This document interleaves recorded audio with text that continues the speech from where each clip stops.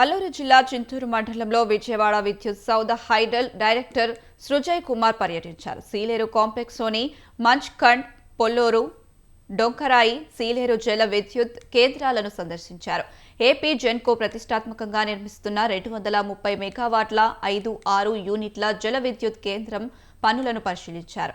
మంచ్కండ్ యూనిట్ల సామర్థ్యం 120 నుంచి 150 మెగావాట్స్ వరకు పెంచేందుకు ప్రతిపాదనలు పంపించారు. సీలేరులో నిర్మిస్తున్న ఎత్తిపోతల ప్రాజెక్టు పనులను ఫిబ్రవరిలో ప్రారంభించి అనుకున్న సమయానికి పూర్తి చేస్తామని తెలిపారు.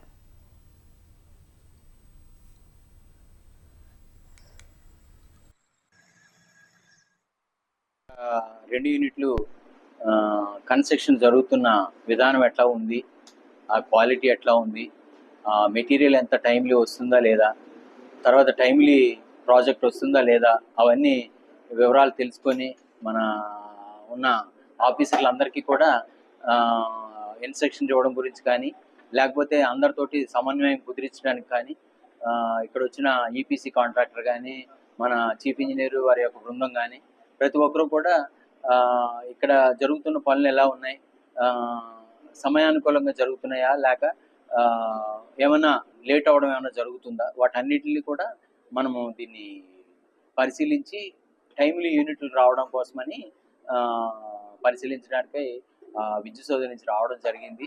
అన్నీ సంతృప్తికరంగా ఉన్నాయి. టైమ్లీ అనుకున్న సమయానికే 2 యూనిట్లు కూడా